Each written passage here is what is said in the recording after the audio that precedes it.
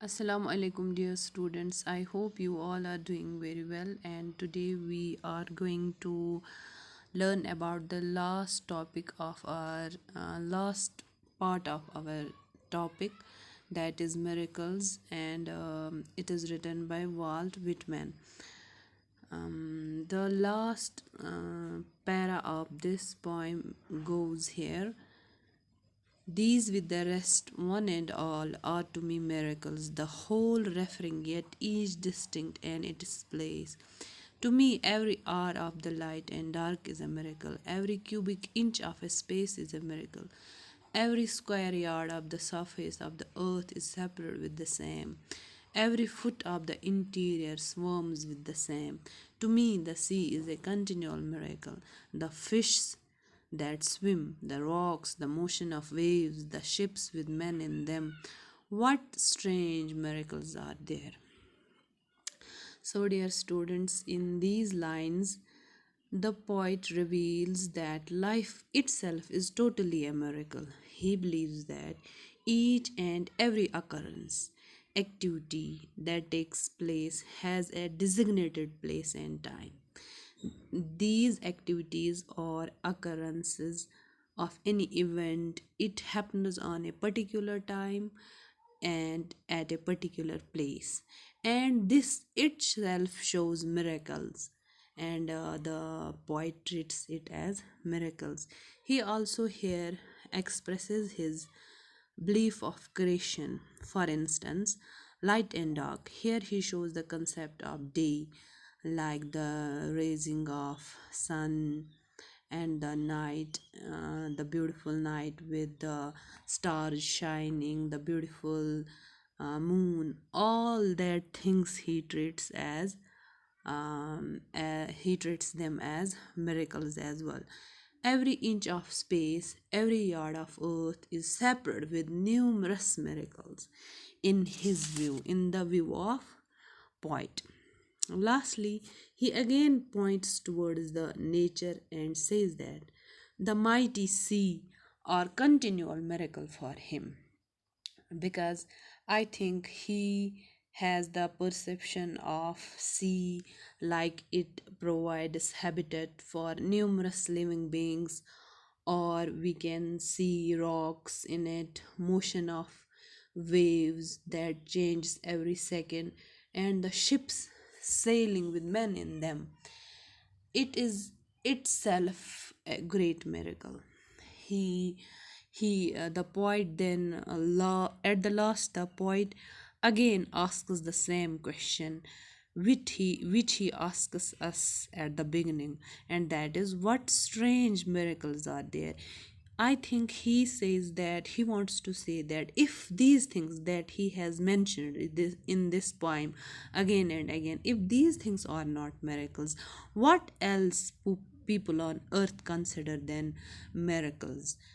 As we all know that we always neglect these very things that are mentioned in this poem, and they usually become unnoticeable for us.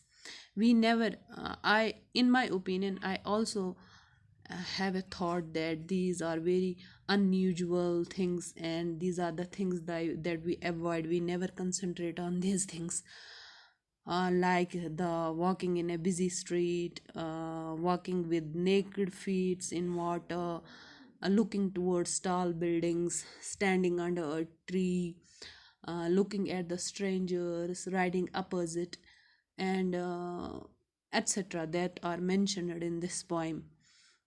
These all are very mere things for us, for the common people.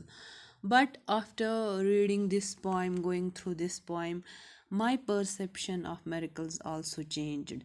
I also felt that these things are really miraculous, and this is a strong poetic device that the poet has used over here. For him, the miracles are not seldom. Now, students, we will try to conclude this poem.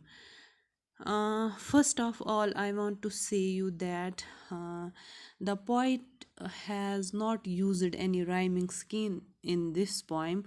Full poem is written as pre verses. And the Walt Whitman here have used a very powerful poetic device that is called defamiliarization. And defamiliarization is a strong poetic device that forces reader, in fact, to see familiar things as unfamiliar or strange. And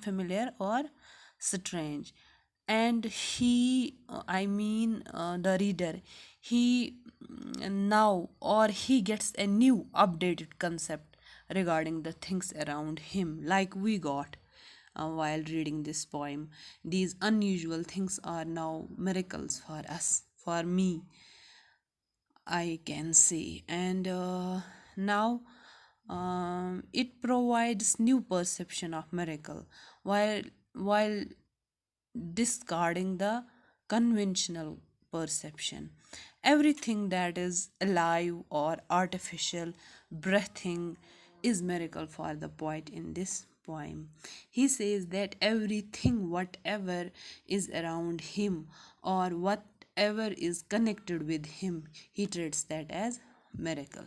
Now we will see the poetic device used by the poet in this poem. First of all, defamiliarization, as I told you, it is a very powerful poetic device. It forces us to know the to learn the familiar things, to know the familiar things in a very unfamiliar way or strange way. Then he again uses various images in this poem, like wade with naked feet along the beach, stand under trees in woods, sit at the table, etc. Those are mentioned over here. And then the difficult words, you should learn these difficult words and you should try to you should try to listen these parts two two or three times till you will be able to summarize it by yourself, and you will do the textual question as home task. There are four questions, and I hope you will go through this and you will this is your home task. You will do these four questions by yourself. Take care. Allah Hafiz.